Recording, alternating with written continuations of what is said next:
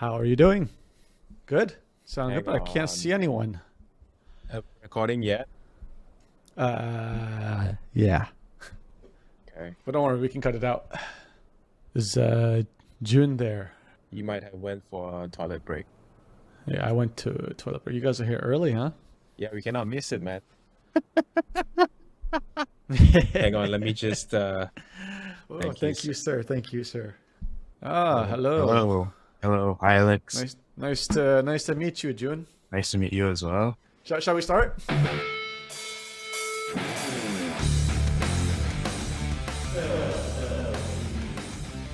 All right. Hello, barbarians, and welcome to the 19th episode of the LLB podcast. Today, we're doing a special with the quiet king of crypto, the correspondent of Bitcoin, Chong Xiang. How are you doing, Chong? Good. Alive. Yes, and alive somehow in this crypto bloodbath that we're seeing, right? And then also with us, we have one of your colleagues, Yeah. June. Yep. So, Yes. I don't know. Why don't you guys give yourselves like a very short introduction of how you guys are related to crypto, and then maybe we could start the topics. Sure. Maybe June, you wanna kick off? Yeah, sure.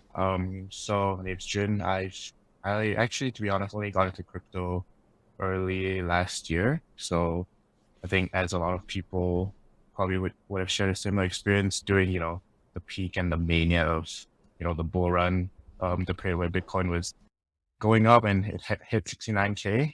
So that's kind of when I really started getting into crypto, and that's where my interest peaked. Obviously, from a monetary and I guess investment perspective, not the best timing, but I think since then I just my interest in the space and just continuously kept growing. And even today, after all the fun stuff that crypto has gone through in 2022, if you want to call it that, still here, still surviving, and Holy shit. yeah, Yeah. This yeah, is and definitely the baptism of fire for you. Your first yeah, crash, it's right? my first major crash. Yes, I think Good first stuff. crash coupled with all the sort of nightmares that we've seen in the space with all the industry players. Yeah. Yeah. So a bit about Sure. myself. Bitcoin since 2012. Been holding on to crypto ever since. So right now I'm lucky enough to be able to focus more on crypto and yeah, just investing in the space, doing some VC work as well at the side, just because it's fun. But yeah, it has been crazy. I think in terms of if you actually plot the timeline since 2010, um, I think 2021 and 2022 was the craziest. I think never have I seen so many implosions happening back to back. So you're saying this is the worst you've seen out of all the cycles. 2012 is pretty much like Genesis, right? This is Right. when the first bull run, like the real bull run that got everyone interested in crypto. So you've been holding on for a long time, and you've probably I mean, that means overall you probably haven't lost all your money either. Like some people who've just gone to it very recently, Well, they've actually lost their life savings, right? exactly. So I've been quite lucky. Personally, I was involved in one exchange, going belly up, but I was lucky enough to get like part of my assets out. And that was I think in 2015. So it's been a long Oh, that time. was the first. Yeah, That was like the first bull run of exchanges when right, all around the world they were getting licenses and people were opening up exchanges, right? right. Yeah, but funnily, we all had assets in FTX as well. But about 3 months ago, Who's we? like every one of us, everyone who's in the team, Everyone. Both of uh, us. Yeah. yeah, Okay, I 3 months see. ago we took it out. It's just, 3 months ago. yeah, we were very close. Yeah. And why I meant why I actually said it was close, cause it was about the time when 3AC and Luna UST blew up.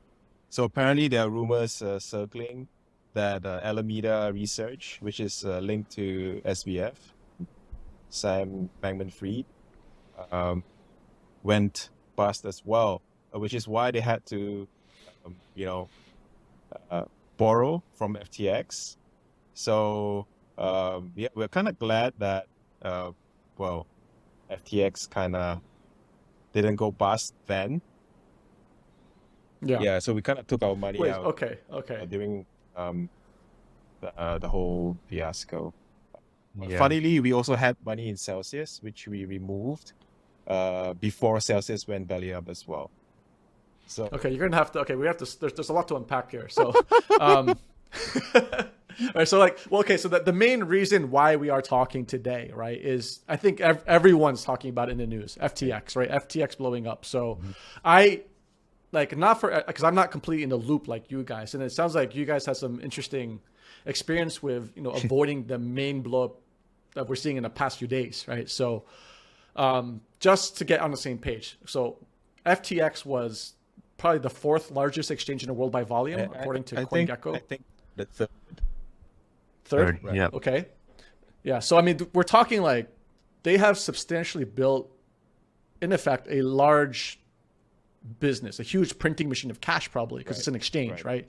It's the entry point, the off ramp for all fiat into crypto and vice versa, right? So we're talking substantially a material, real business of actual cash, right? So, okay, so then you have your story about 3 months ago. So what exactly is going on here? Like, there seems to be like a chain reaction, or are they not linked, or like what led up into this moment of FTX blowing up? Well, it's I'm just like I'm trying to wrap my head around this. It's really crazy, right? So Yeah. I may unpack it, and then June, feel free to add on Sure. that as well. Yep. I think the whole drama actually started when Luna UST hit all-time highs. I think at one point Okay. it had like a market cap of about $40 billion. That was for the Luna token alone, right? And then they had the stable coin called UST as well. And at that time, they were convinced that in order to create a more stable coin, they had to have some assets on the balance sheet, right?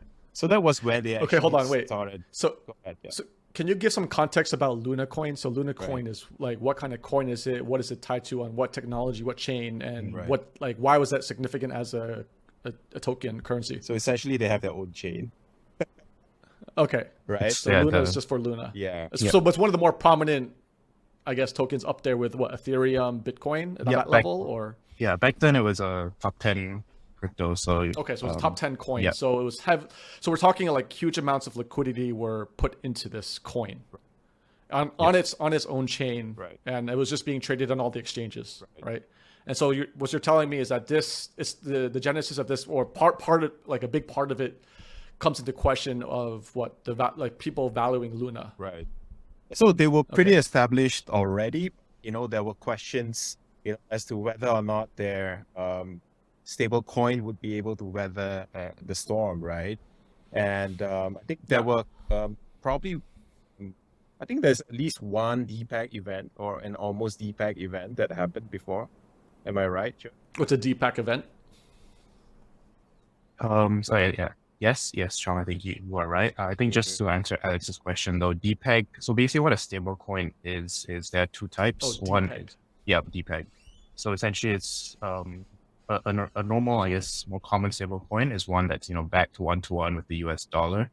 Yes. So that's what you see with like USDT, Tether, USDC, BUSD. So these are different, I guess, stable coins out there in the market who are supposed to be by right backed one-to-one with real life assets. What an algorithmic stablecoin is, which is what UST was and what kind of Luna operated within, is a stablecoin that was not sort of backed by a fiat currency. So backed by the function would be by algorithms, and for in Luna's case, it was backed partially by Bitcoin as well. So a DPEG is essentially just when the stablecoin pairing loses its one-to-one parity. Typically you want it to always be redeemable for one-to-one ratio, but Okay, DPEG is when yeah. when it loses that essentially. Yeah. Right. And was this done on purpose, or this was just started happening by supply and dynamics? So there was a lot of there's actually a lot of story behind it, right? But essentially, Okay. if I were to make it really simple, the Luna stablecoin, which is the UST, is essentially backed by the Luna token. And then later part, they actually added Bitcoin into the equation.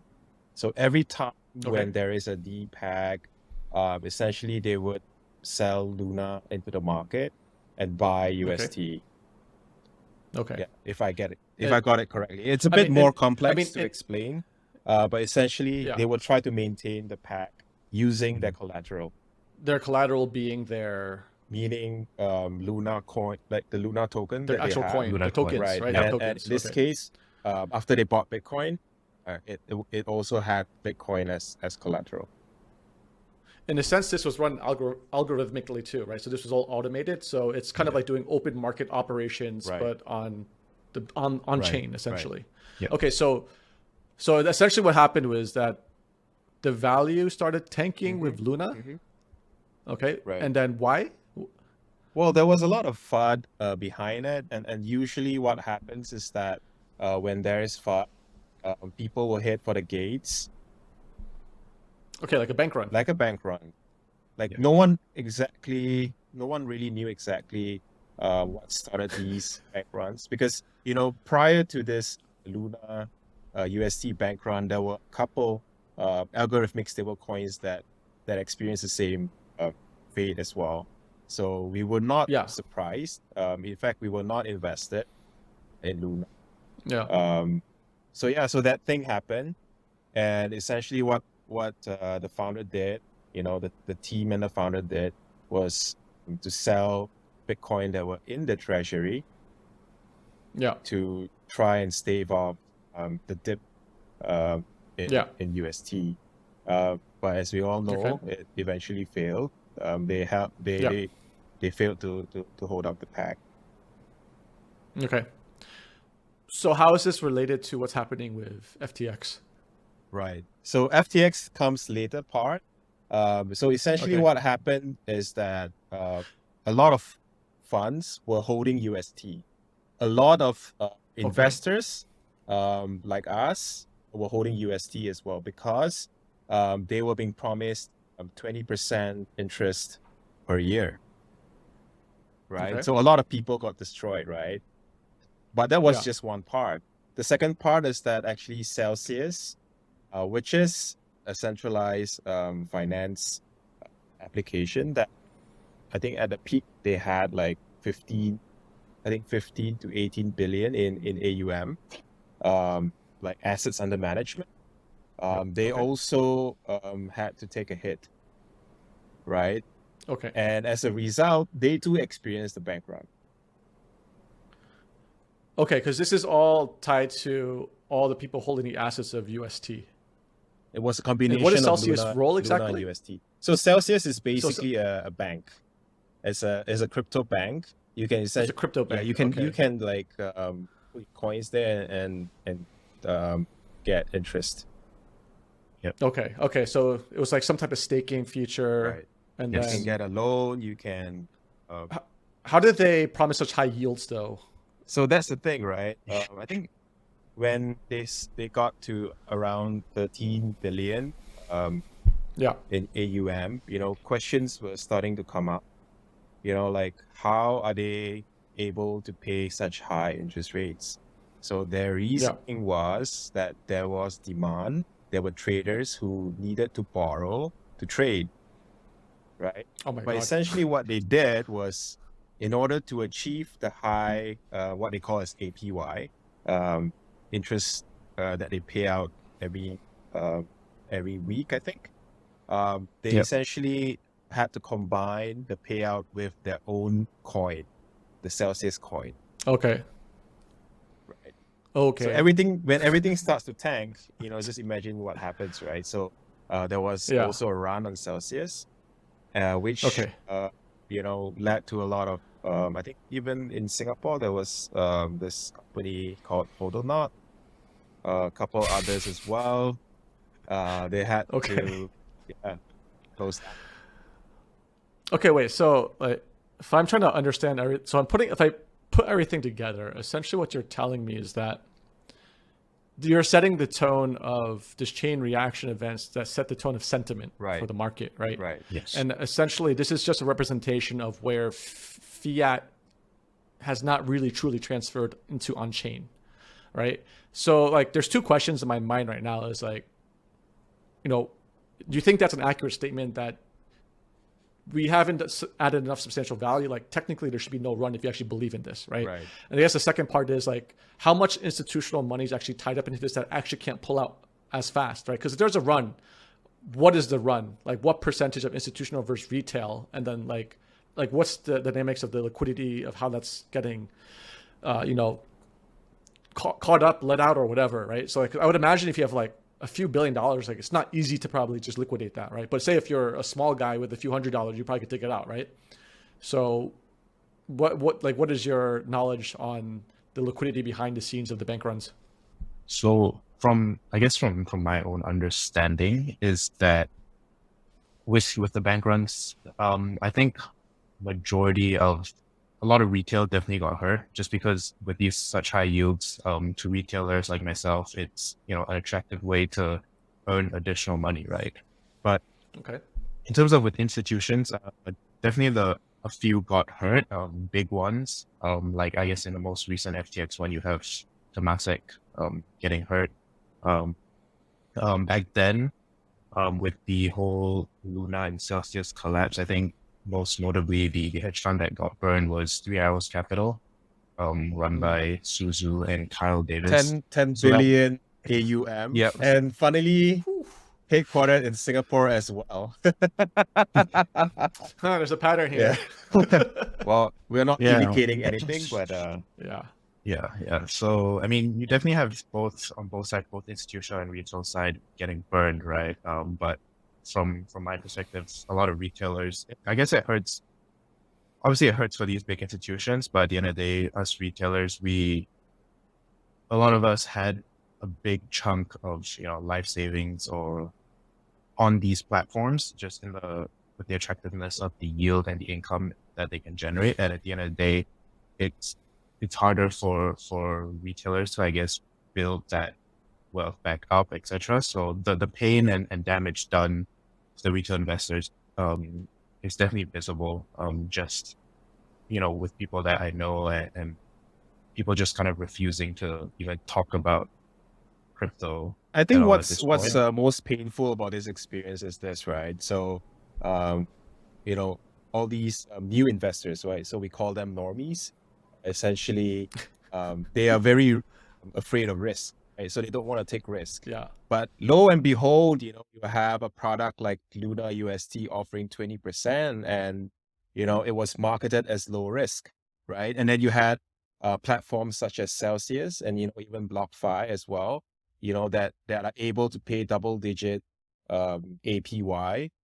All these it introduced a different dynamic into the market, because before, crypto was always seen as high risk, high return. So the type of investor that would come in, would usually be able to stomach that risk, right? And now, because Yeah. you're getting 20% and you think that it's safe, and lo and behold, they go down. Yeah. I think it's worse, right? Because people are not ready to take that risk. Well, I think that the problem is that this represents a huge portion of liquidity being represented as speculation. Now, speculation in itself is really not a problem, because that's an actual feature of the modern day financial institutions and how the world actually runs, right?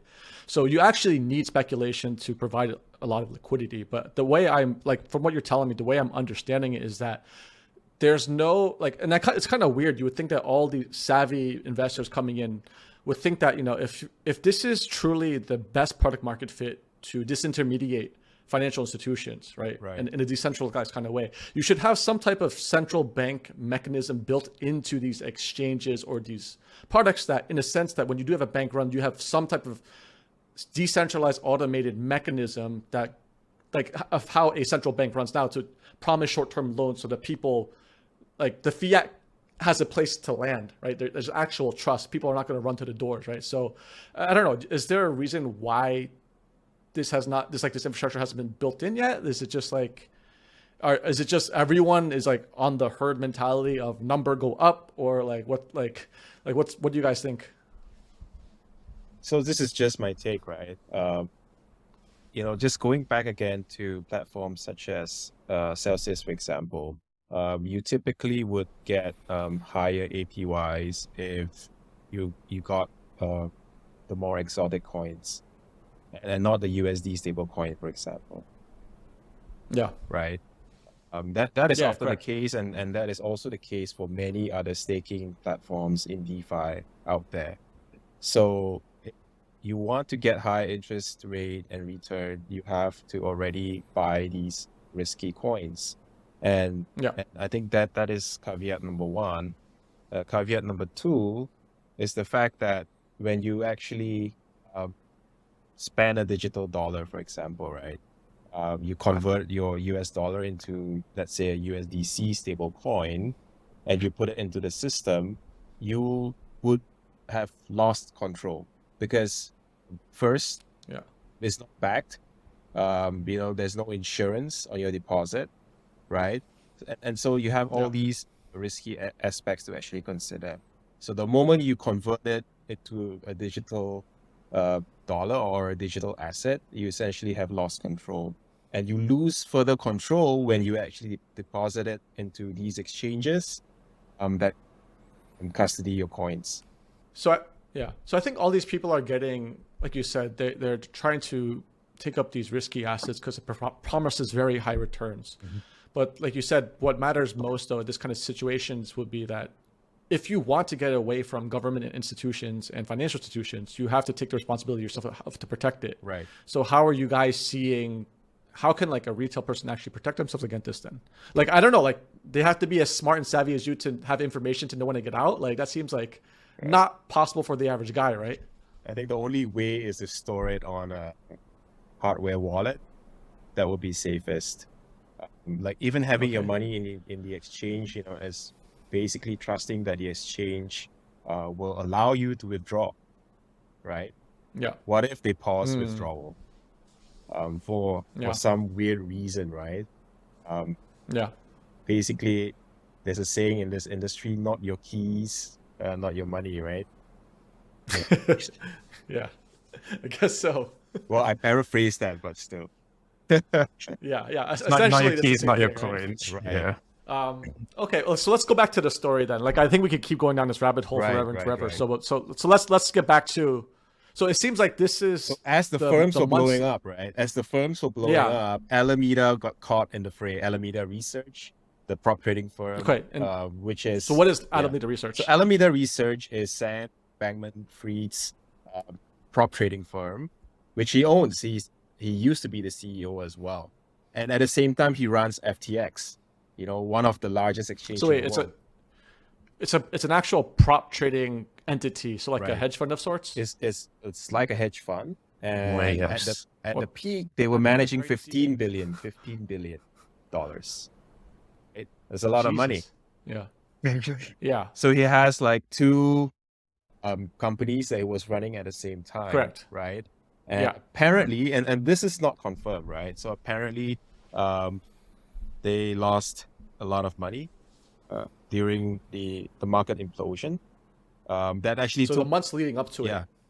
That actually took down Three Arrows Capital. So this was like back to a few months ago, right? When they had a huge hole in a bank, and apparently FTX had to lend them money. And this actually led to what happened this week. Yeah. Okay. So but apparently this all was uncovered because of a reporter caught wind of this somehow, or because when I was trying to read the articles, I didn't understand the relationship between Alameda Research and. It was all uncovered when the Ponzi fell apart. Right. So the whole drama. I mean, like June, you probably recall it like very vividly, right? Like when CZ said that he was going to sell FTT. Yeah. So I think just to go back a little bit to Alex's question, the relationship between Alameda and FTX is Sam Bankman-Fried. So he co-founded Alameda Research before FTX. Right. And then after a few years, then he then co-founded FTX, which is the exchange that we saw kind of go belly up this past week. So when 388, Three Arrows Capital, 3AC collapsed early in the year because of the Luna situation, Alameda Research is rumored, as Chong said, was supposed to actually have gone under back then as well, in a similar fashion to 3AC. But Sam Bankman-Fried realized it and then used FTX, which is his exchange, which was already super successful back then. So it had enough assets and money to sort of patch up the hole that, the whole Luna crash did to Alameda. Hence why it was able to sort of survive up to this week. So it would have supposedly would have went down back then. I see. But yeah, got but it saved was propped up by FTX. FTX's funds, okay, yes. Understood. Yeah. Understood. So, I mean, like, so Mike, how come it's alleged only? Like, so isn't the whole promise of blockchain technology that there's a public ledger? Like, why can't we see into what exactly happened? Or is it just too much of a black box, and why would that be the case then? I guess that's a hard question, but I think this sort of rumor or finding started recently because so the way FTX works is they also have their own token issued by the exchange called FTT, and essentially the sort of value proposition that FTT has to attract buyers is that if you stake it on FTX, stake a certain amount on the exchange, you get lower fees, etc. And FTX buys back FTT, which I think 30% of their trading revenues or whatever. So it's sort of like supposedly a deflationary token and stuff. So when the crash happened, there was actually someone looked at on-chain and actually saw a huge spike in FTT on-chain activity, tracing back. So that's when, people started digging deeper and looking into, and then hence the uncovering of, and the start of sort of the rumor that Alameda would have gone down in Q2 early in the year. Yeah. Yeah, but let's talk about the crash. That is the exciting exciting part. So what do you think was the most important part which started the bank run then? Because someone notices this, but like, if say media never publishes it, would it run as much? Or like, is it because the Discord communities are so tight knit? Or like, is it word of mouth, or is it media? What do you guys think? It was a tweet.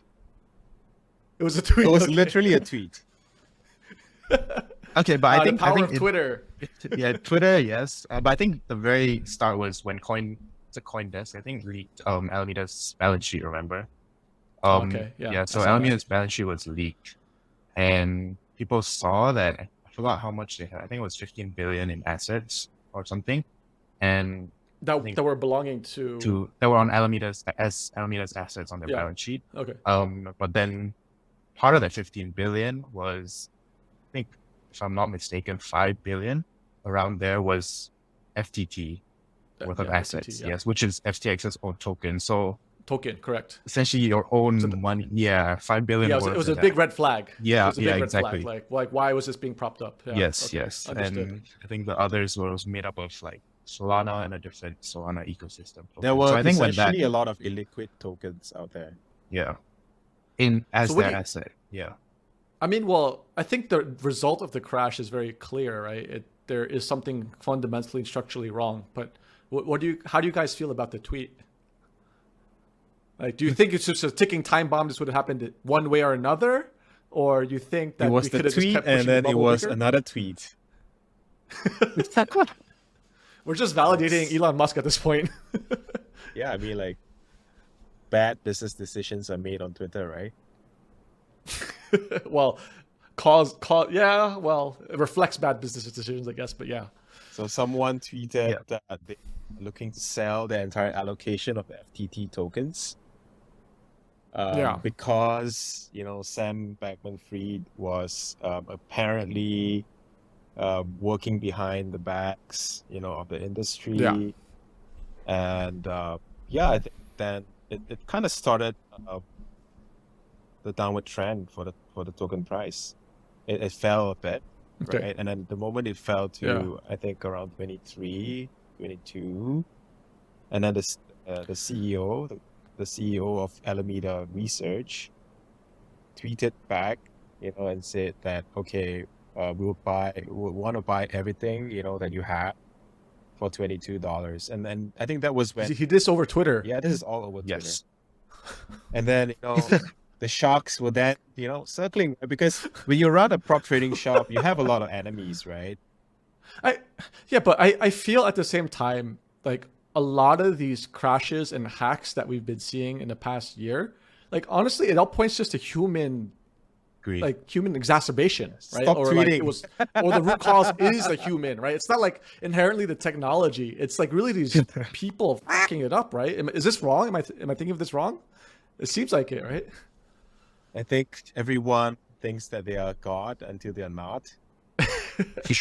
I mean, it's the same thing, right? Like when Dogecoin was deploying billions of dollars trying to save his stable coin, thinking that he could fight against the crowd, and he failed. Yeah. Because there was so much money, like coming in and shorting the coins. And the same thing happened here, right? For the FTT token. Once the traders smelled blood, they started to short, and they shorted even more. Wait, can you explain that to me? Like how does one execute a short on chain? Not on chain, on the exchanges. On the chain, exchanges, I think, okay. you would have So wait, there's a mechanism that allows shorting on the exchanges then? Yes, you can short the futures. Oh, interesting. That's quite advanced already. And now, you can actually short it using smart contracts as well. That is also a growing space. This year actually started this year. Mainly this year. But, the seeds were planted, I think 2-3 years ago. Such platforms started to appear. So essentially, you can do a lot of things on chain. Yeah. Not necessarily. You don't need to use decentralized exchanges. Correct. And I mean, one of the silver lining is that like there is so much liquidity where it can't be just propped up by single entity. So it has become larger in the sense that it's trending towards something that's very substantial. Like at this point, like I don't think like cryptocurrencies are going to go away at all, right? It is too big. It's just that it's hyper capitalism, that it moves so fast where it's bad that there's no mechanisms to slow it down. It's just going to destroy value really quick. But at the same time, it could flip around and add value really quick to wherever it's going, it seems, right? Well, I think another thing to add is that I think before the assumption is that, hey, you know what? If I don't buy any coin, I'm not at risk, right? And now, even if you don't buy the coin, but you did own, that coin, and then it went to zero, you're f***ed as well. Well, you're by whoever invested into those exchanges, right? And the institutional money on an institutional level, right? Or what do you mean? So in this case, going back to FTX, because a large majority of the assets that are being held, are actually illiquid assets, and they actually relied a lot on FTT.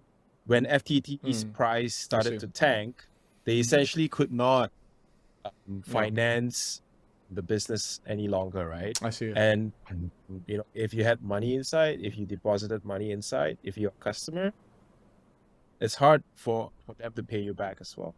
Well, because the value is all gone already at that point, right?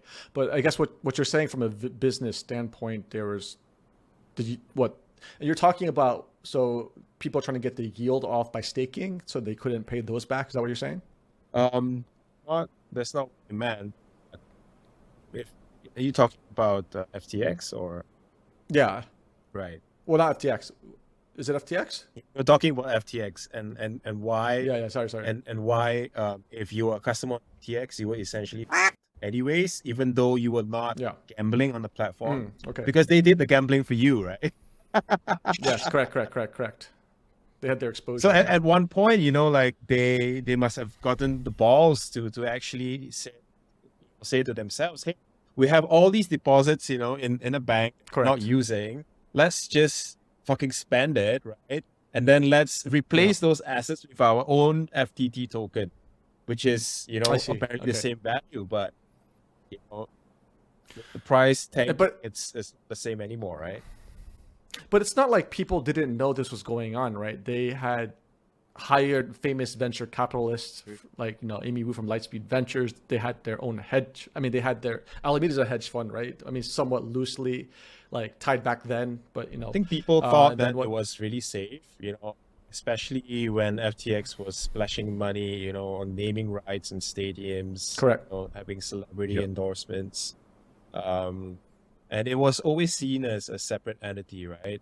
Alameda had its own CEO, FTX as well.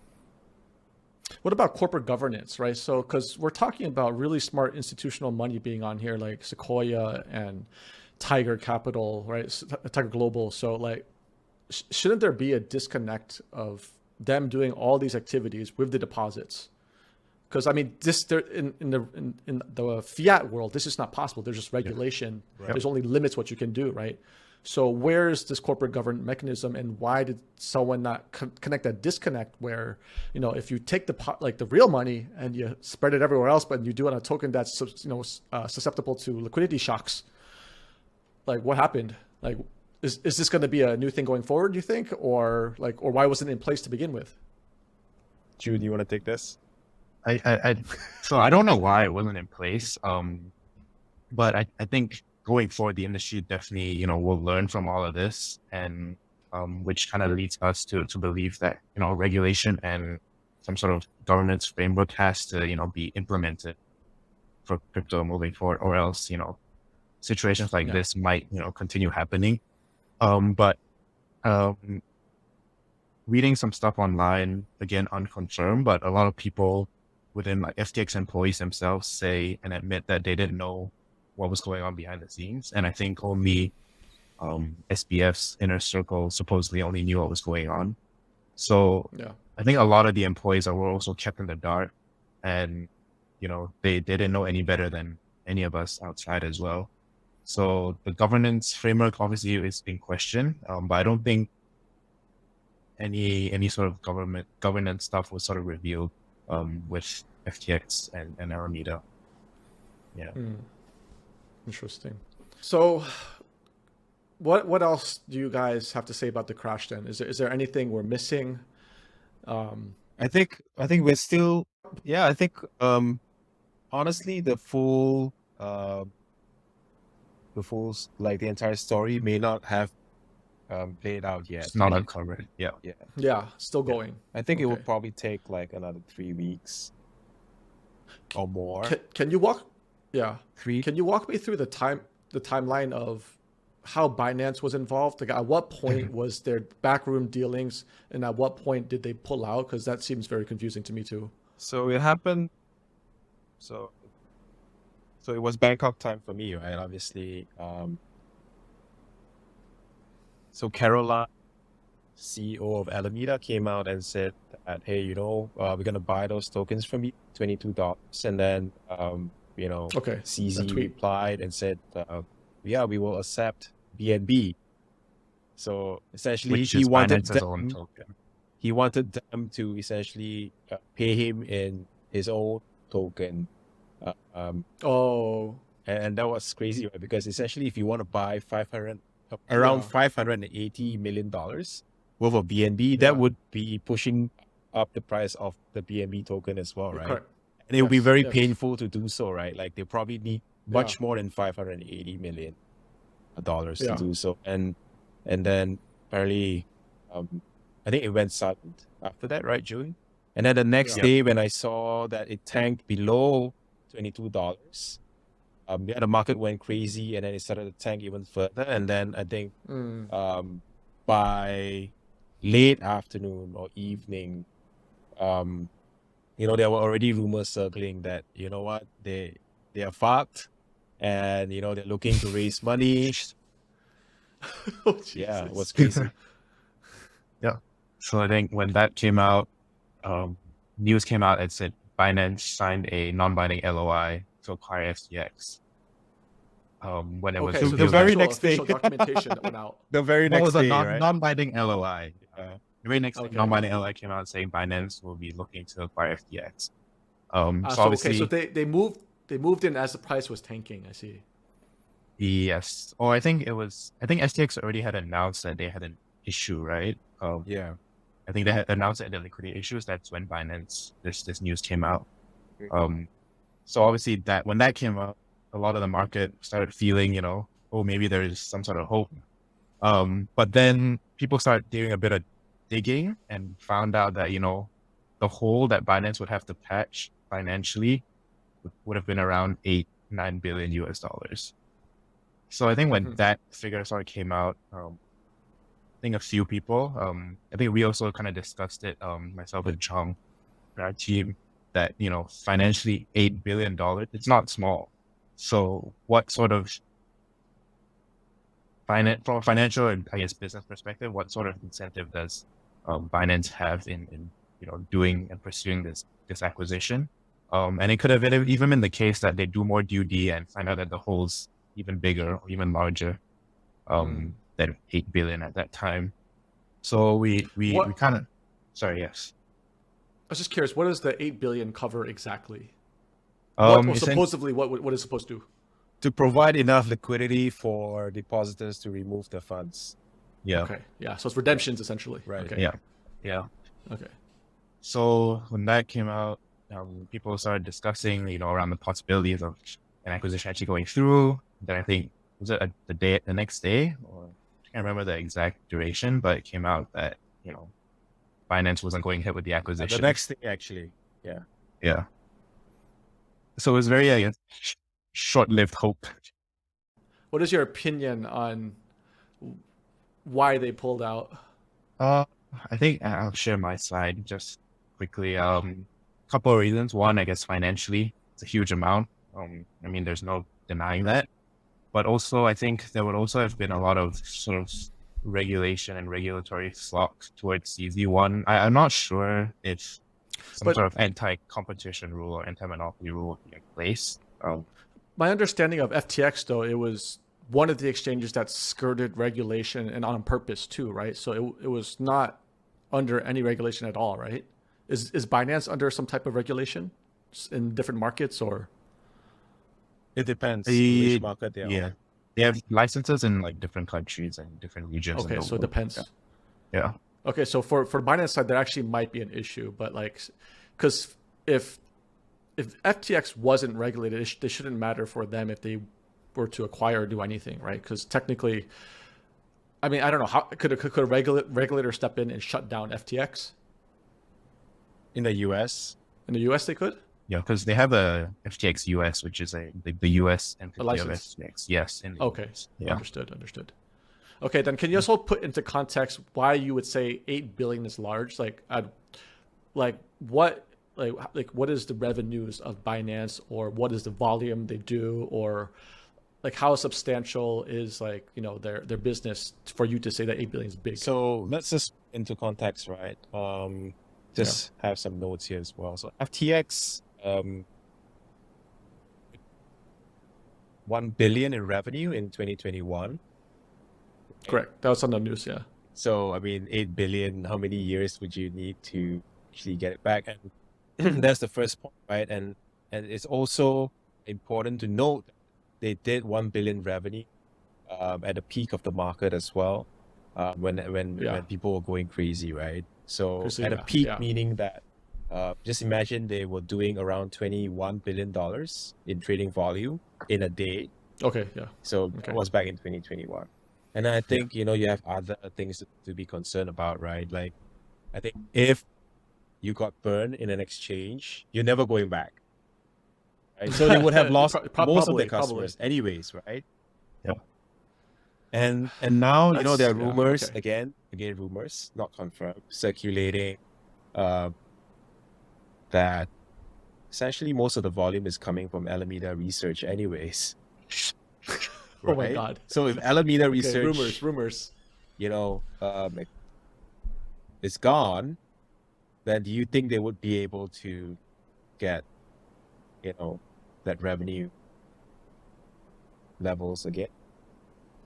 Yeah. Right? Yeah. I don't think they can ever get So, to that revenue level again. well, not in the short term, maybe not in the medium term, right? We're going through some weird cycles, and it's you know, the promise of cryptocurrency is not living up to the fact that it's uncorrelated. It's highly correlated, right? So, yeah, I think that. But I mean, if it's long term though, right? So I don't know, Chong. What is your take of why they pulled out?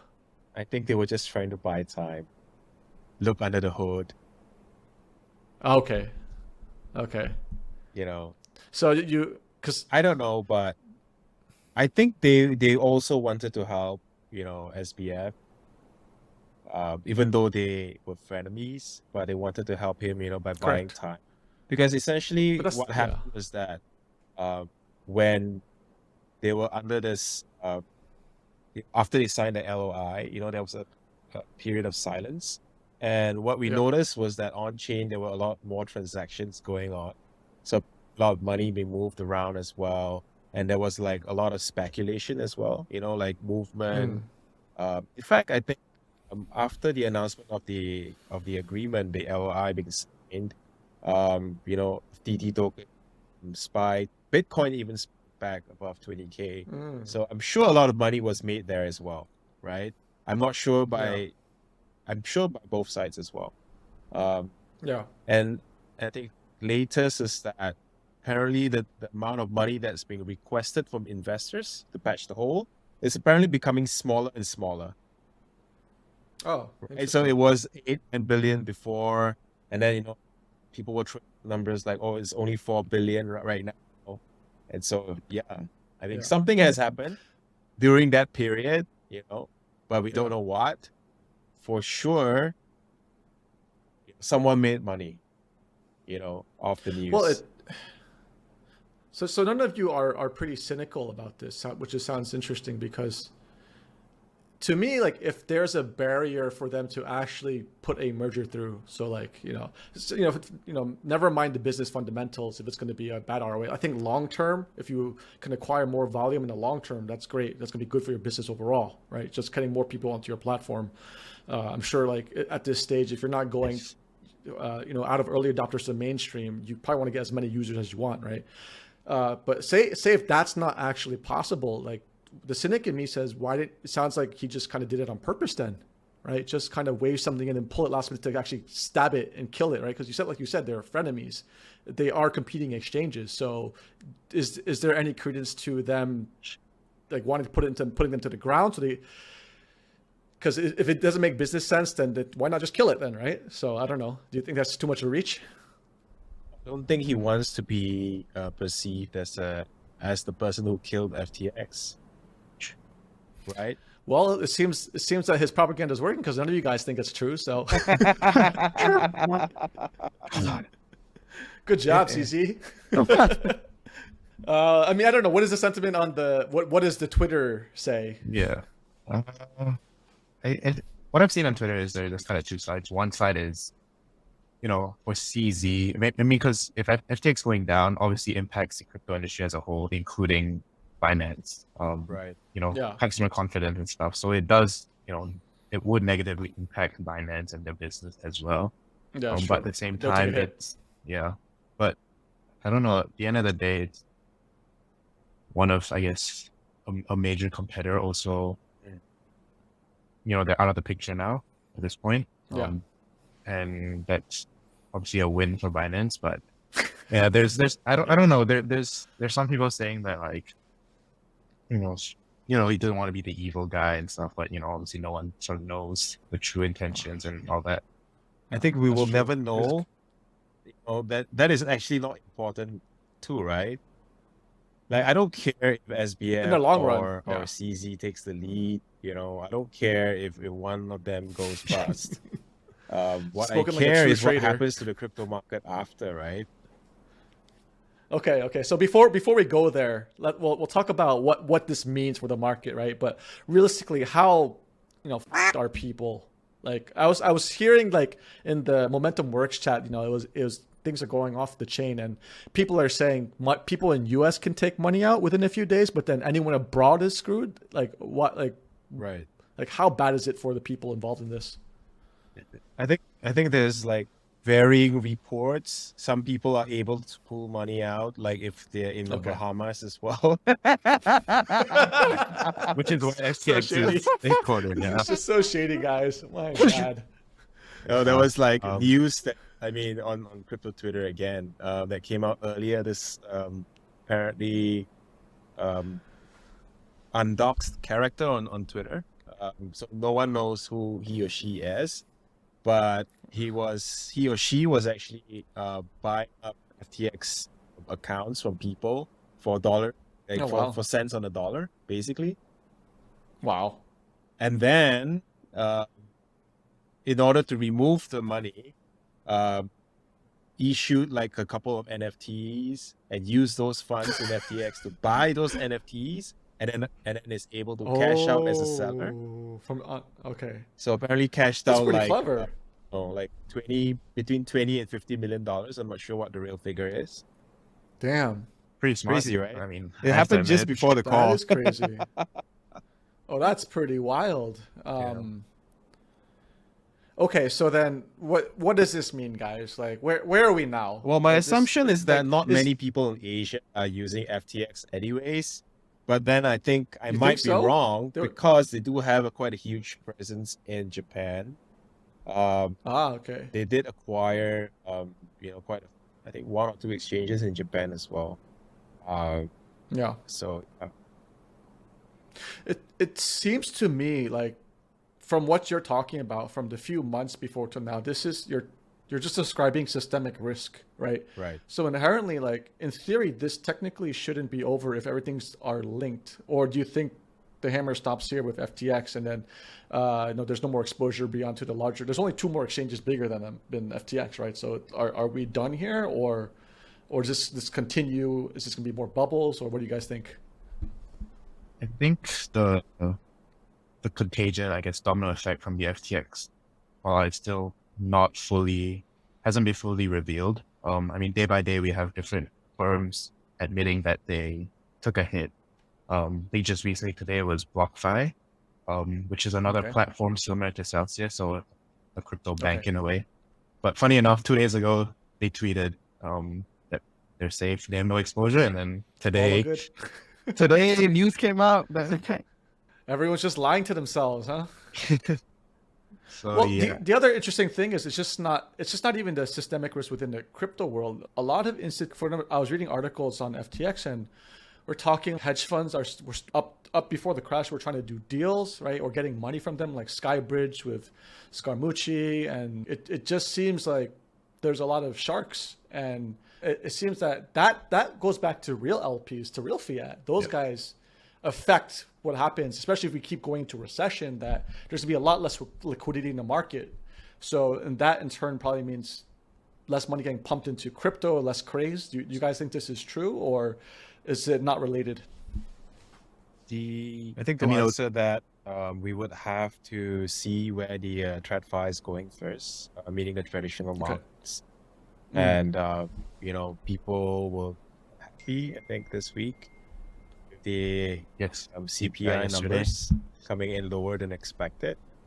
And, the next Fed rate hike as well. You think that's going to stop the Fed? Possible. I mean, people are bullish, right? If you look at the at Hang Seng Index, for example, right, it has been on a stocks are ticking up. been on a roar. Yeah, So but, I mean, I think the only sad part is maybe crypto might get left out, right? But Well, isn't that a good? So the silver lining, isn't that a great thing? Like a lot of shit gets pushed out. For you guys, like, what are you guys primarily trading, or are you guys investing at this point in trading. time? Personally, I'm not. I don't think. Well, sometimes you take positions, right? In exciting times like this. That's trading. Yeah, Volatility, right? I mean, hands like, get itchy. look, it's as we are talking, Bitcoin is down again, so it looks like a Yum yum. yum Yes, night. yes, we're talking. SPF just resigned as CEO of FTX. SPF just resigned as CEO of FTX. Oh, he's just dead. Oh, really? like a minute Just ago. now? Yeah, like just Oh, nice. 10 minutes All right, ago. you heard yeah. it. You're hearing it now, guys. Maybe the investors demand that he resigns. Yeah, who knows? Well, I mean, I'm surprised they even care. Like Sequoia marked their book down to zero on this investment, right? So Yeah. I think in terms of sentiment, we have not bottomed, but in terms of the market, we may have found a temporary bottom. you think so? Interesting. Sentiment has bottomed, right? So moving Yeah, forward, correct. whichever company that has, received money or, waiting for financing from, let's say, Alameda and FTX, Yeah. they would be fucked. And then Yeah. essentially lenders, they'll be fucked as well, right? And slowly they're coming out.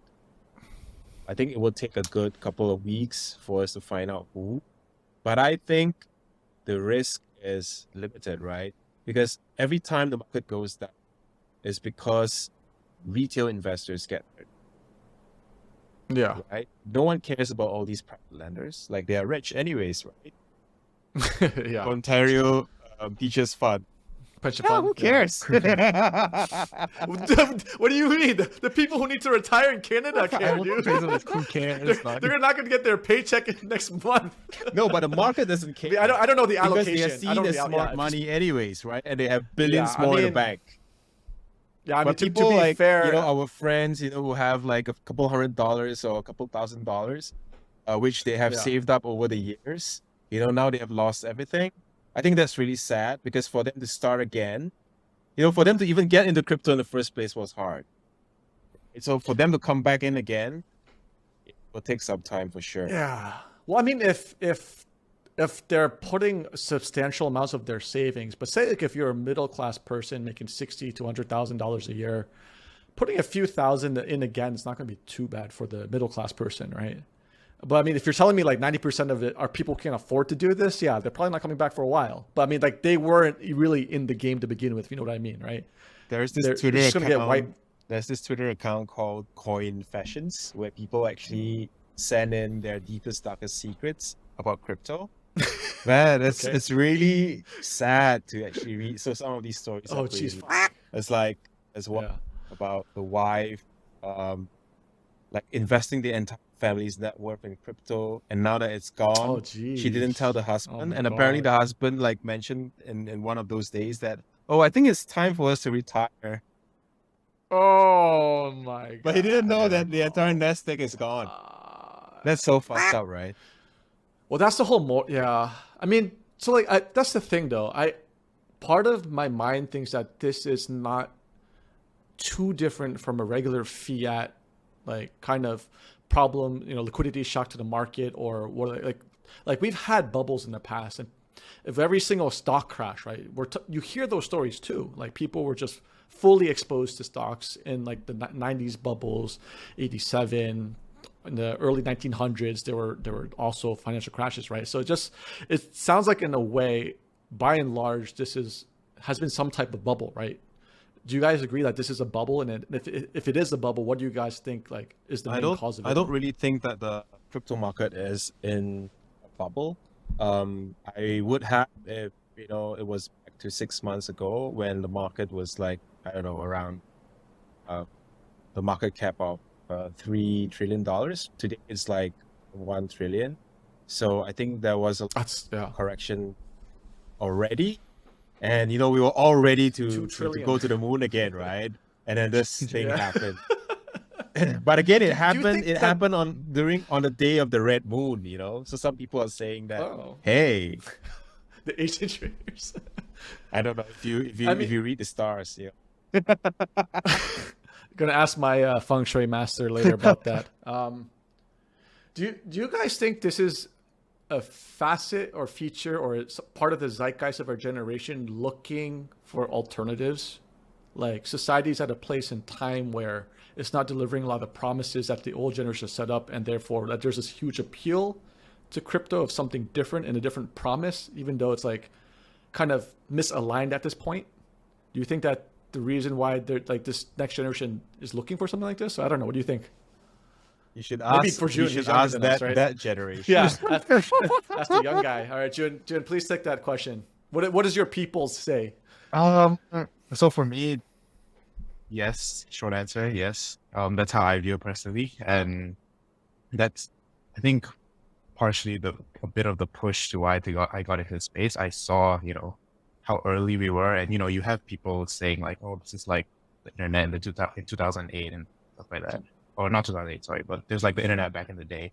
Um, so I kind of hopped onto that a bit when I first joined, getting involved in crypto and stuff, and I do sort of believe that.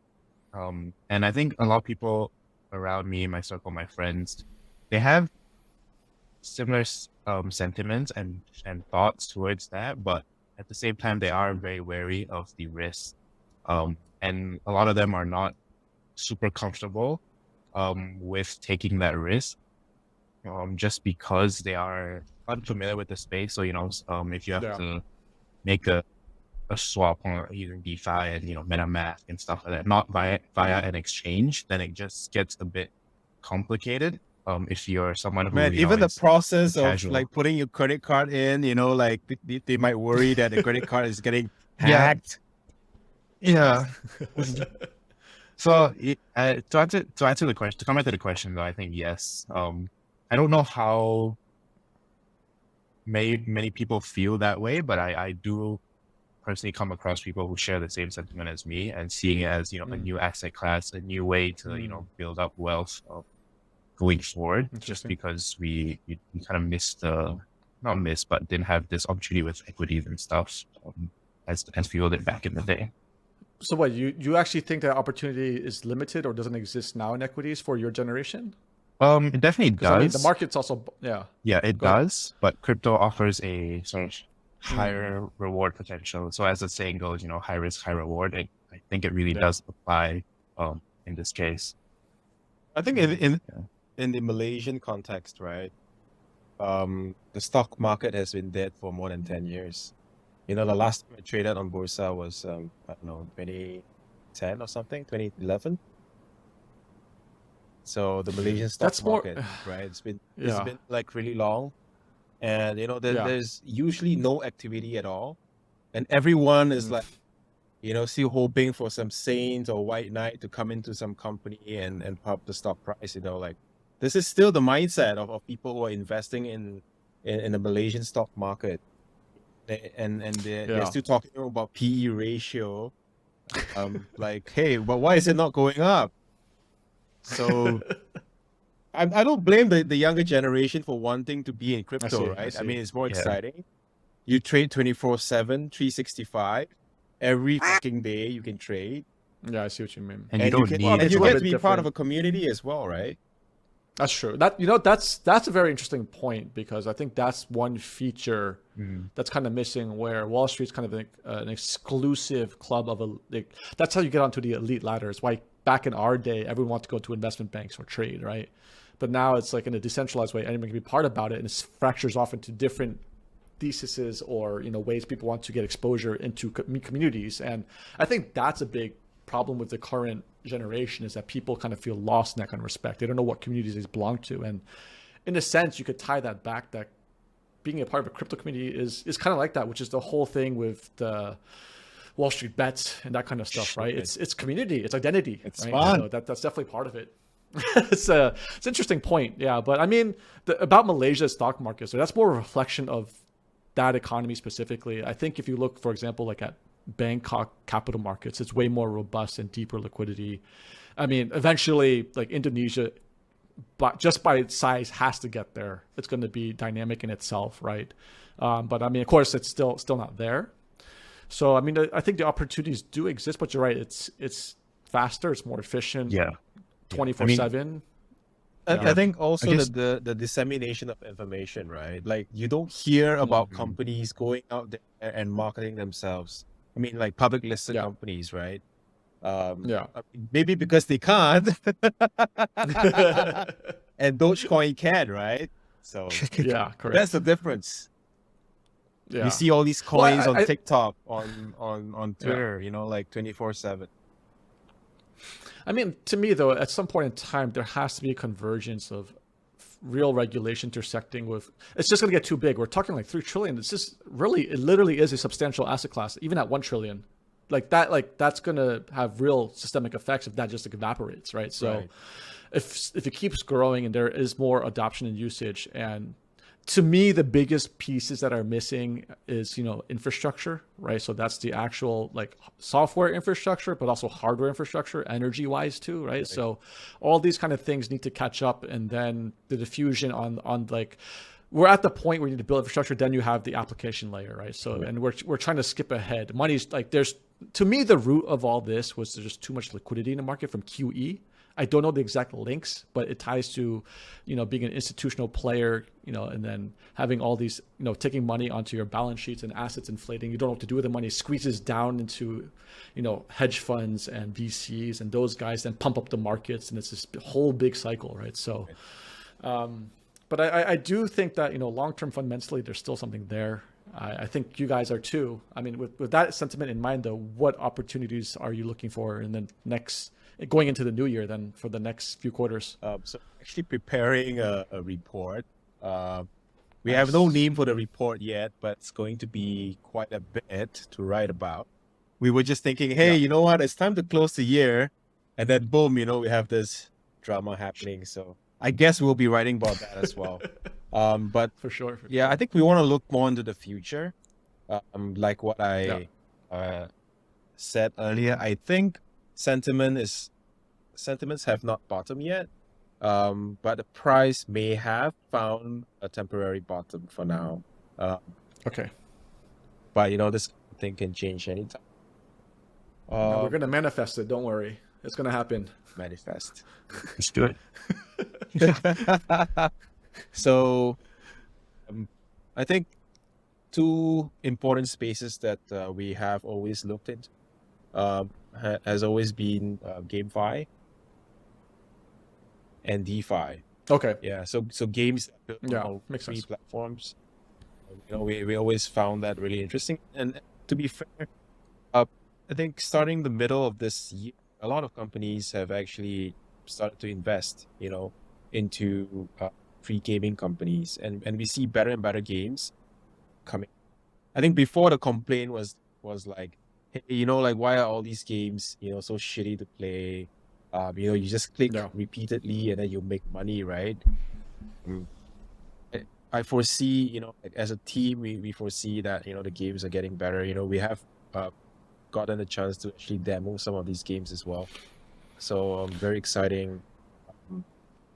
Some of these games, I think, in terms of the quality, is as good as PUBG. So I think 2023 could be a big year for GameFi. For games. For games. So I'll try not to go too long in a tangent so we could wrap up soon. But so when you're looking at these kind of game deals, do you need to have a white paper associated to it to see the clarity of thought and the actual real use cases, or are you just looking at the games itself? Because I've come across some of these deals myself, and a lot of these things just seem like people chasing the trends. So whenever I ask for a white paper, they don't have anything. They don't. And like, so because because no one follows the white paper anyways. Like they can promise that they're gonna do certain things, but they usually don't. But because those aren't like real white papers, right? Like if you look at like I don't know how Axie Infinity is doing now, but like it had a real substantial actual paper with actual real economic value tied to it. Right. And you look at the background of the founders, he was a Yaley who did his paper on, history of economics on the founding fathers and how it related, right? So like there was actually some actual thought of how like some vision where technology can transform into something, right? So does that stop you, or do you think it actually doesn't matter that you could just build a game that's addictive and then figure it out later? I mean, the white paper definitely, it does play a role when we look at and evaluate projects. But if we're looking at a game, I think one thing that I would place quite an emphasis on is the actual gameplay itself, and the ability to sort of attract the community, one, and two, keep the community in that ecosystem. And it's hard to do that if you don't have a, fundamentally fun and enjoyable game Yeah. in the first place. Because, after 6 months or so, people will Yeah. start leaving and finding the next thing. Yeah, but you see, the danger of this is that when they get scale, you're trying to walk backwards into a niche or a product market fit to smash it into crypto to get a higher valuation, right? And like I think that's where you're going to run into trouble at scale. So as you get this really good game, you could raise on it, but then fundamentally, like what have you solved? And it's going to be very expensive. And we've seen this game on repeat, not in the just the overall tech scene in Southeast Asia, right? And what I would say is that you would want something of more substance. I think you kind of want the technology to be very meaningful, and I don't know. That's just like my take on it. So, but who knows? Maybe you're right. Maybe it doesn't matter because like worst case, don't put it on a chain. You have a really good game, just do it the traditional way then. So, right. So that's the other way to look at it, I guess. So yeah, I mean it's fundamentally not wrong, and then I guess later on you can just. I think no one knows, right? Just, so you should buy and you should invest in every game that you think could work, because Are you making the next bubble, John?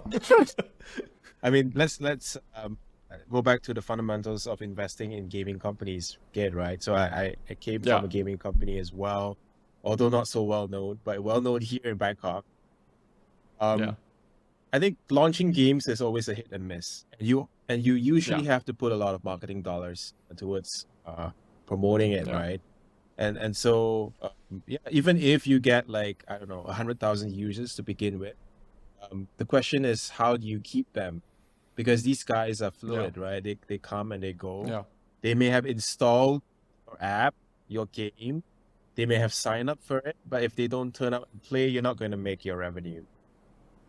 Yeah, right? True. So, I think it's a lot of hit and miss.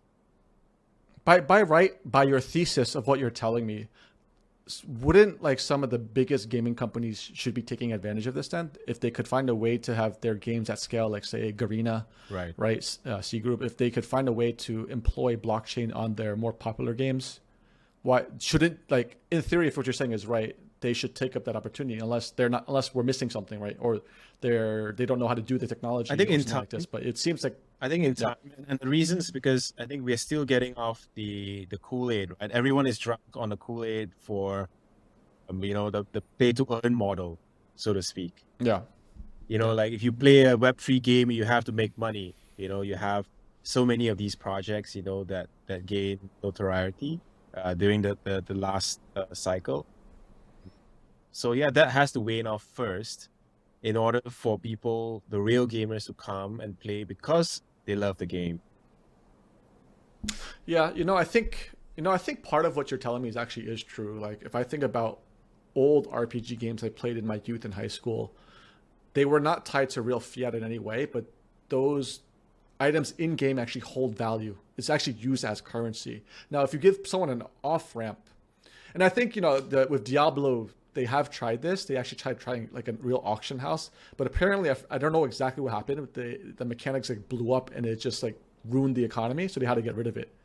So I think that's actually it's something interesting to do as a business case study. Probably if you look at Diablo, I think it was Diablo 3 when it first came out. Like you could actually buy gold, but then apparently that there was like maybe it was too inflationary or something. I'm not too sure. People just buy too much gold, but essentially you would want to tie like that real value to an off ramp somehow. And if you could figure that out, you're probably right. If you have a sticky game, it's just solving that one puzzle piece without ruining the economy. Right. Then maybe it goes one way, right? Where you only can off ramp, but you can't actually on ramp the other way. You buy. And once someone gold. finds out the secret recipe to make this work, right? Correct. You'll have an entire generation of real gamers, being brought onto Web3. And these are the people that's going to kickstart, I think, the next run for crypto. Because, they will have money on chain. They will want to do DeFi stuff. At the same time, they're on GameFi already. So I think it's going to kickstart the whole thing. And I could be wrong, but I don't see, the value in having like another 100 new layer ones, for example. Right. Well, what you're telling me that eventually they would converge? They would it would become only a handful of players then? on layer Yes, one? I think Or- it's happening, right? So Yeah. I mean, going back again, if you're talking about the entire drama that's happening or ensuing right now as well, you don't have to look far. Just look at Solana, for example, right? So Yeah. Solana is Yeah. on the balance sheet of Alameda. Mm. Yeah. So like many other companies as well, slowly trying to unwind their I Solana see. Yeah. coins, and, and apparently the chain like broke down again this week. Solana did. Yeah, but it's, I guess, not uncommon for Solana's network to go down. Well, yeah, it's there. I mean, that's a whole different conversation that Yeah. goes pretty deep into it. So, like, that's their approach of solving. I think the my point technology is that problem, I right? think if it's going to be a layer one that's backed by, like 100 major VCs, it does not guarantee success, Correct. right? What guarantees success Yeah. is you actually have real people to first Yeah. build it, but you need then bigger group of people to actually want to be using applications on the layer Correct. itself, right? And so, Yeah. these new layer ones may have builders right now, but Yeah. then they don't have Yeah. users for those applications. Yeah. Right? Correct. Well, essentially, that was a good, detailed, long-winded answer to what you guys will be looking to, which would be the gaming Web3 space. I guess in the future we could come back and talk about the opportunities in DeFi. I think that's still very exciting because I think that's the most immediate product market fit. Gaming is also exciting because I guess in theory that's like the foundation for metaverse and blah blah blah, right? I think, but these yeah, things are so definitely. far away from it. So There's definitely a lot more implications, right? Like if you Yeah. look at what happened in 2021, 2022, yes, a lot of people lost a lot of money, very, very sad, right? But moving Yeah. forward, I think Web3 is converging again with Web2. And I'll explain my thoughts around this, right? So if you look at how Web2 companies are built, right? So you're talking about tech startups, for example, like Grab, Shopee, and how all these companies are built, right? Essentially, they adopt the method of, let's move fast, let's break things, right? Yeah.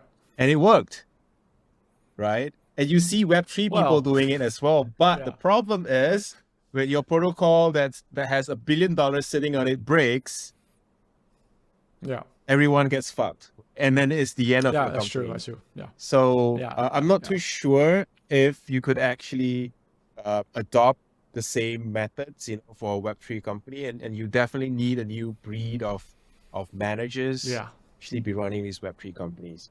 Because until now, if I understand correctly, when you look at all the top blockchain free projects, most of them are run by developers, right? And we know that they're really good engineers, right? They build really great products. But these guys, they want to continue to build great products and they don't want to manage the existing product, right? Be it fixing bugs, for example. And this is creating a lot of issues, right? So that is definitely one of the main issues I see in this space right now. I think the next part is government regulation or self-regulation argument, right? Like, do you think the government will believe the industry now moving forward? When we say, hey, we're going to self-regulate, right?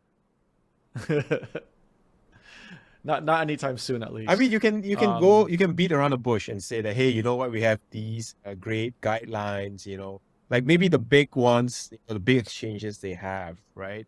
The bigger companies they have. But the smaller ones, I mean, like, what do you do when a smaller company, loses $50-100 million to a hack, right? Yeah, correct. And most of these times, like, the reason these things happen is actually due to lack of self-regulation as well, right? Yeah. Well, I think self-regulation is a huge part, but also on a technological level, it's just not very robust yet, which just ties into many parts feeding into it, right? So it's like you said. June, what would your final thoughts be on this whole current fiasco we're in, and where does it lead, or maybe you have any other? SEC is coming. Yeah. Well, one, as Strong mentioned, I think regulation is coming, especially after what's happened. Um, whether we like it or not, within crypto, it's all the talk about decentralization and whatnot, but I do feel some form of regulation has to come in order for the industry to move forward and for adoption Yeah. to continue to grow. But as of right now, I know a lot of sentiment and outlook on crypto is very grim, from which is as expected given what's happened. But maybe the money and capital inflow will sort of reduce from what we've seen over the last year or two. But looking at activity online and these projects talking about their thoughts on what's happened, a lot of them are still building, still pushing forward, still developing, and building on and trying to improve the existing projects that they have or existing apps to still move forward. So I don't think activity in terms of development is gonna stop. Maybe slow a bit here and there, but the industry will still recovering. The and come back SEC is still stronger. coming. Yes, No, but let me just there is one more point. Are they competent enough to come? There is one more point. Right? So Okay. if you go back to news this week, right? So it's this case that involves the SEC and this project called Library. I think Library was founded like many years ago. So essentially, Library is a blockchain-based file sharing and payment network, right? And they did, sell their tokens anyways to investors. And I think the judge ruled in the favor of SEC. And now, I think what's worrying everyone is that this actually has set perfect, it's basically a perfect Trojan horse for the SEC to come and start, telling people that, hey, you know what, this is a security, this is not, right? Because until this case, they failed to basically prove that, hey, you know what, this is a security token, this is not. Because before, all the arguments were like, oh, we issued a utility token, so it's not a security, and so like it's really I think it's quite a big news, just that people were very embroiled in this whole FTX Alameda current drama. fiasco. But if this is the case, it means that in the future, when the SEC brings you to court, they could literally charge you even though you didn't do an ICO, but you have a token. It's going to change a lot of things, I think. And we'll have to wait and see. But I think fundraising, and the issuing of your own tokens, may have to take a different path. And maybe even to the path of decentralization, where no one uses centralized exchanges anymore because, again, they're too afraid. Yeah. Well, that's the whole crazy part, because the initial promise of like Bitcoin and the original cryptocurrencies was that you wouldn't be tied to regulation, right? But if you're somehow getting tied in from some form of centralization, you're right. It may be splintering, right? Where you have this copacetic version of cryptocurrency, but then you have the wild west kind, I guess. So it'll be interesting to see where that technology goes. So I guess in the future, we can go back to talk more about DeFi. We look forward to your report. We could always come back together to see what you guys write about. Yes, sir. Yeah, and then you guys are looking for deals in the game space and DeFi. You guys are doing what, funding, investing, I guess, right? Yes. So we're doing angel rounds between 25 to 100K per deal, usually. Okay. And then if they want to reach out to you, how can they reach out to you? They can reach out to you first. Okay, you can reach out to me, guys. I'll throw up my my deets. I'll be the gatekeeper here. Okay. Yeah, I wanted to talk more, I think about what's going to happen the next 12 months. So I mentioned earlier that people are just beginning to unravel to the full extent, what is the actual damage from the fallout of FTX, right? And I think the general sentiment is that, hey, you know what, it's going to take a couple of weeks. But I am starting to see people posting on LinkedIn, like people who actually work in the crypto industry, saying that, hey, this is going to Yeah. set us back for 2 years. And potentially we might be set back for 2 years, meaning that, hey, you know what? We're talking about a full recovery maybe in 2025. Wow. What does that exactly mean though? So a lot of companies are going to go bust.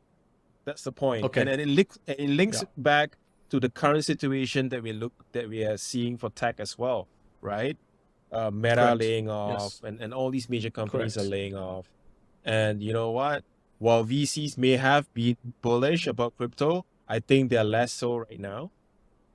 Yeah. So they are not going to deploy as much as we thought that they might deploy as well. And they're going to be in the same camp, as all these guys who are investing in Web2 companies and so on. And even like two public companies, for example. So yeah. Well, you guys will be competing with a lot of new technologies, right? AI, hard tech, robotics. Right. There's biotechnology. There's a whole new class of alpha probably coming up, and I think blockchain is up there with them. But I think you're right. It could possibly set you guys back for a while. But at the same time, though, if it's a fundamental technology that's going to change the way the world is, this is the perfect time to dig in. Like if your gaming thesis is right or if your DeFi thesis is right, if no one else is looking, this is just like the perfect time where, someone's going to leave the lunch on the table, you guys take it, right? So I think that's the silver lining for anyone in the space. Right. At least the small percentage of people who are actually really moving it forward, right? So yeah, we'll have to see. I think for the first time, ever, these Web3 companies, they're going to have to close down. I think many will have to close down because many of them have, or are close to the end of the runway. By this time next year. Yeah. Do you think it will be more substantially worse than you actually think? Because if people say 2 years, like for example, 1990s was a dot-com bust, but how many cycles did we have to go through before we had this new wave of VC, Web2, SaaS, all this kind of stuff, gig technology, marketplaces, right? That took like what, more than 1 or 2 decades to get to that point, right? Right. Or at least all the companies that we are, the biggest valuations that IPO'd were all probably started in the early 2000s, right? So and then only VC followed after that. Those companies started getting really big, right? So do you guys see it potentially going even longer then? I think so. If for example, let's say we get out from this crash unscathed, right? And everyone is starting to feel better. Let's say a couple months from now, and then the SEC comes and say, "Hey, you know what? We're gonna regulate the fuck out of you." Guess what happens, right? They will be going after a lot of big names, okay? Correct. Because now they will do so, and just look at how many politicians, right, that were associated with SBF. How many politicians he actually donated to? Don't you think that they might be massively embarrassed by this incident? Yeah. And don't you think now they might be very pro-regulation? But in the exact opposite way. You know what I mean? Yeah, we don't trust these kids to run the show. Let the old farts run the show, right? Yeah. So I think if that comes, it's going to set the industry back by more than 2 years even. So what does that mean for you guys then? Is this a golden opportunity, or does it even mean even slower then? I think it's a golden opportunity if you are DeFi. Anything that is decentralized will probably grow. We were actually quite amazed because we actually are following quite a few decentralized finance projects that are dabbling in futures, etc. And we were surprised at how fast they were growing, right, Joe? Yeah. So you can actually do a lot already, and you don't need to have your money on these exchanges as we speak. And I think if your listeners, are smart, they might need to start moving some of the, crypto, if they have, into these wallets, decentralized wallets. Yeah, sure, you have to remember your seed phrase, keep it under your pillow or something. But yeah, correct. Yeah, I think people have to be okay managing their own money, holding on to their own money, Correct. right? Being responsible for their own money, understanding the risks involved with it, right? And I think this is where the divergence will start to occur. Like after today, you're talking about the third largest exchange in the world that just went bust, right? Yeah. Like if you are a crypto, native, you'll be like, I'm done. I'm going to be done, with all these centralized exchanges. I'm going to withdraw everything. Yeah. Because Yeah, what advantage sure. do you have, like keeping your money on the exchange? I mean, a lot of it has blown up, right? They Right. can't provide the yields anymore. Yep. The asset class is not stable. So It used to be And- that when you have the money on the exchange, it's easy for you to trade.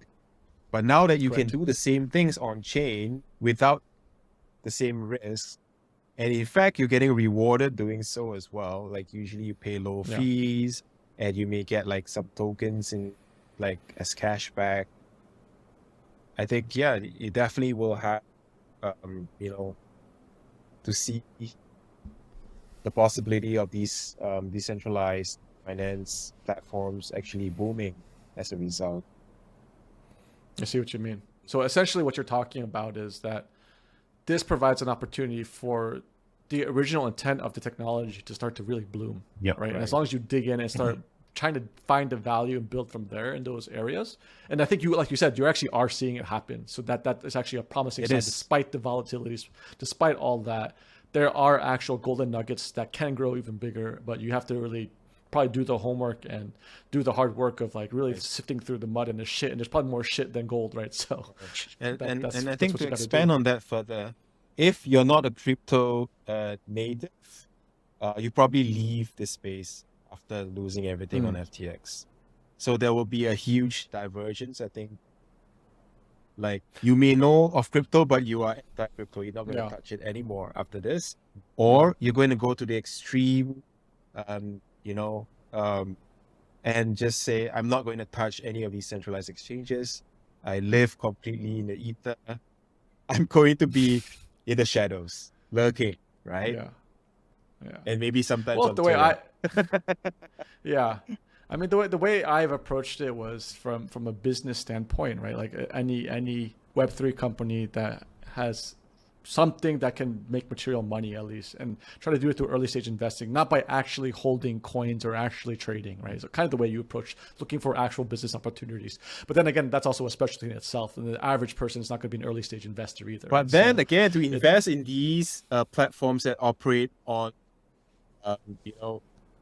I mean, it's not going to be a company that's going to be registered, say, in the Cayman Islands or in Singapore or anything, right? correct. It's going to be something Yeah. that someone is building and needs to fundraise. Yeah. And it's going to set up a Discord, a chat, and say, hey, you know what? You guys join here Hey, and, bro. and let's talk about fundraising, right? Yeah. So Yeah. it's going to be like, I think it's going to be like this, moving forward. And the question is, how do you regulate, and can you regulate, right? And I think it's not possible to regulate this part of the industry. Correct. And so you're just pushing them deep into the rabbit hole. On the other hand, if you are halfway through the rabbit hole, you would have got out. Yes, correct. I see what you mean. So I think it's going to create like a huge disparity in the future. Like you're going to have really, really secretly rich people in crypto that no one knows. Yeah. And then you're going to have people that really hate. I think like, the battle will continue. And I think eventually centralized exchanges will just like close shop. Wow. Interesting thesis. Because I mean, that's a pretty crazy kind of line of thought, because if it splinters and if there's enough substantial liquidity in the splinter, but if you split it too far off, how will you ever, I guess in theory, there has to be enough add value in the real world where people have to accept crypto then as a norm. If not, then there's no way for you to transfer back to fiat, which is a big problem then, right? And there's going to be a big fight between a shadow institution versus, I guess you could say, old world institutions, right? Right. Kind of what was built from. But you don't really need a post-World War II centralized onwards. exchange to convert to fiat these days. Yeah. Yes. But Oh, I so think you don't. Because what you could do is you could convert it into a stable coin, whatever coin you have. You go on to Uniswap, for example, and then you swap for a stable coin. I And see. then you could spend it. You could even use it to invest into companies because they accept I it. see. You know. So I think that's interesting. So the only way, and the way you could prevent that then is to attack those kind of mechanisms like Right. the Uniswaps and all those guys, right? So, Yeah. but is that possible at all or no? probably Hack- looking to control the stable coins as well. Yeah. The issuance of CBDCs, for example, Yeah. central bank backed digital currencies. Oh, I see what you mean. Oh, okay. Mhm. Yes. Okay. But Yeah. I think this is the assumption, like government wants to have control, but maybe they don't. Maybe they just want to tax everything, right? By introducing course they do. CBDC, so they don't care. Like, okay, you live in the dark in the ether, right? But you converted to our CBDC. You pay a tax and then you can spend it, right? Yeah, correct. Yeah. That would be the ideal situation where both institutions can win then, right? Right. So you could raise your money, you could make a real business in the shadows, supposed shadows, and then you could transfer it back to a acceptable form of altered fiat chain, I guess, Right. where it can be, like you said, ultimately they need to survive as an institution, so they need to be taxed, and for them it's ideal too because every single digital currency can be traced to any transaction, right? So it's like ultimate control. So that's interesting. Whew. I don't know, man. But it's scary, right? If you think about it. Yeah, it's scary. I It's a very wasn't big brother like. I wasn't really, thinking about the repercussions of this, FTX's implosion before. But, because my take has always been, if it doesn't break, don't try and fix it, right? So in this case, because Yeah. FTX was serving so many more millions of people and it worked, right? Yeah. Why change? Why would anyone want to use more of Uniswap?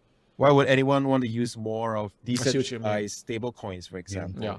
You have DAI and all those other stable coins. And now people have a reason too, right?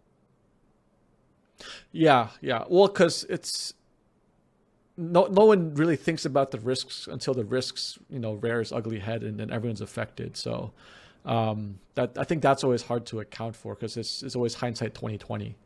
But like you said, I think it goes for very interesting dynamics now where it gives a chance for the real decentralized technologies to take off. Shine. Yeah. Sorry. Yeah. But then on that end, it's just obviously when this sort of transition happens, the security aspect of DeFi has to improve. I mean, over the year, we've seen like numerous hacks, right? And that's gonna be so much. Yeah. So it's yes, the centralized exchange of FTX going down does make the case for DeFi stronger, but at the same time, fundamentally, the security aspect of things, I think, is a big thing that has to be addressed. No. And the main bottleneck to that is the number of actual real tech talent that can actually build that to happen, and then also the use case of people having a real value to use it. So those are massive hurdles in hindsight, right? It's just not, and also like the language and just all the technologies. There's like one main language only, right? But for Web 2, there's dozens and dozens or hundreds of languages you could probably use and deploy and make it work in Web 2, right? So it's still very far from where anything probably needs to be. Realistically speaking, it's just very early still. So, Right. But if I might also add, it's only those VC funded protocols that got hacked mostly. yeah, it wasn't the real tech guys, right? Right? I mean, well, the money, right? It's fuel, and it fuels things that are not fully secure or ready to, and at scale, the point I was trying to get at is, do not be surprised if the VCs with big money not be able to catch the upside of crypto, like the real upside. Oh, that's an interesting right? insight. Because That's a they very think that interesting when they upside. throw in massive amounts of money into this space, that they will be successful. In fact, the money just went to the drain, went to the hacker, right? So when they built all these bridges, where they built all these layer ones that got hacked and they have to pause, you have all these issues, it's mostly because it's funded by VCs. I think it's also a new class of VC, right? So if you think about how Silicon Valley was born, essentially, from the treacherous eight, then you get the grandfather, Don Valentine. This guy is exceptionally a different human being, different thinker all around. Right? He's not like one of these Ivy League kind of guys that came up with pedigree kind of things. But what transformed into like from that was after you get so much money success, those types of people get attracted to the industry. Then you get the iBanker types, the consultant types coming in, the people who only come from pedigree and success, right? So those types of people were the ones fueling the application layer of investing for the past few decades we've been seeing. And that is kind of like their, that's their blind spot. Like they are investing in the same way in applications when it should be a infrastructure type play and kind of deployed at a different pace and a different scale, and only in the few people who actually can build it, like the Ciscos or the early guys who actually built internet, right? So I think there's just a disconnect where they might have to rejigger the talent that needed to make the investment successful in the space, right? So that's what I would say. So TLDR for me, I think market has temporarily bottomed for now. Sentiments have. So I'm still saying the same thing. Regulations are coming, but then again, they've been saying it since 2013. Yeah. So let's see if it's successful. But my money is on DeFi. I think after this, centralized exchange fuck, I think more and more people are moving to DeFi. But those who are just capable of doing it themselves, they're going to be left out from the game. As in the traditional industry, right? Like if you don't know how to invest into stocks, you're going to be left out. Yeah. And I think, although we want to be like all inclusive in crypto, I think it's create a class divide pretty soon. Interesting. Well, I mean, I learned a ton. Thank you so much for walking me through that. I have a much better understanding and grasp of what happened before, where's it going, and then thank you for spending your Friday night and walking through all those topics. And then I think we definitely look forward to your report and any future topics like on DeFi or game Web3 companies you come across in the future. So thanks so much, guys. Thanks a lot for having me. Thank you. All right, bye guys.